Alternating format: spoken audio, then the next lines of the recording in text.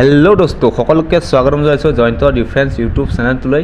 আজি আপোনালোকৰ মাজলৈ বহুত বেছি ইম্পৰ্টেণ্ট আপডেট এটা লৈ আহিছোঁ, যিহেতু আমাৰ আজিৰ পৰা অলপ দিনৰ আগতে যিটো আমাৰ ADA 2.0 ৰিক্ৰুটমেণ্ট প্ৰচেছ চলি আছে, এতিয়া ফাইনেল মেইল লিষ্ট আহিবলৈ গৈ আছে আৰু অলৰেডি সকলো ল'ৰা ছোৱালীয়ে ডকুমেণ্টছ ভেৰিফিকেশ্যন কম্পিউটাৰ টেষ্ট হৈ গৈছে। তেওঁলোকে আকৌ এবাৰ ৰিভেৰিফিকেশ্যন কৰিব লাগিব। যদি আপোনালোকে ৰিভেৰিফিকেশ্যন নকৰে তেনেহ'লে আপোনালোকক ৰিজেক্ট কৰি দিয়া হ'ব, আৰু যিসকল ল'ৰা ছোৱালীও লিষ্টৰ নাম থাকিব তেওঁলোকে আকৌ এবাৰ ৰিভেৰিফিকেশ্যন কৰিব লাগিব।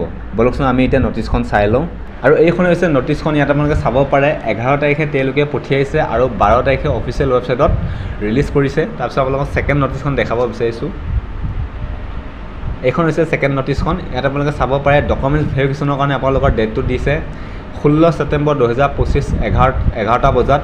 ইয়াত আপোনালোকৰ লোকেশ্যনটো দিছে the state level recruitment commission for class 3 post library building second floor Assam administrative staff college Khanapara গুৱাহাটীত আপোনালোকে গৈ ডকুমেণ্টছ ভেৰিফিকেশ্যন কৰিব লাগিব।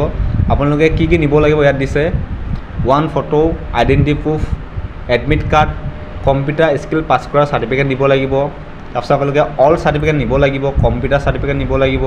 তাৰপিছত আপোনালোকে মাৰ্কশ্বিট নিব লাগিব, এমপ্লয়মেণ্ট এক্সচেঞ্জ ৰেজিষ্টাৰ চাৰ্টিফিকেটখন নিব লাগিব, কাৰ্ড চাৰ্টিফিকেট নিব লাগিব।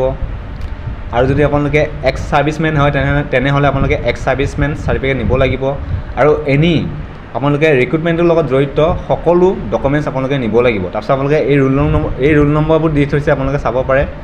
এই ৰোল নম্বৰৰ ভিতৰত আপোনালোকৰ নাম থাকিলে আপোনালোকে ডকুমেণ্টছ ভেৰিফিকেশ্যনৰ কাৰণে আপোনালোকে যাব লাগিব। যদি আপোনালোকে নাযায় তেনেহ'লে আপোনালোকক ৰিজেক্ট কৰি দিয়া হ'ব। চ' আপোনালোকে বুজি পালে। তেনেধৰণে এতিয়ালৈ বাই, নেক্সট ভিডিঅ'ত আকৌ লগ পাম। জয় আই অসম।